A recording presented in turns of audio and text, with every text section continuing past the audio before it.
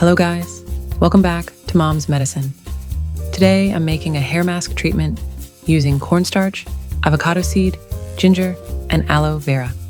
Cornstarch has vitamins A, B, C, E, and minerals like zinc, magnesium, potassium, iron, calcium, and phosphorus. The oil in avocado seed is great for hair. It moisturizes deeply, making hair soft, and helps hair grow. Aloe vera promotes hair growth, soothes scalp, and strengthens hair. Ginger helps improve the circulation of the scalp, while also stimulating each hair follicle, which in turn promotes longer, stronger hair. The many vitamins, minerals in ginger also contribute to strengthening your hair strands. For best results, apply twice per week for 30 minutes. Then shampoo your hair.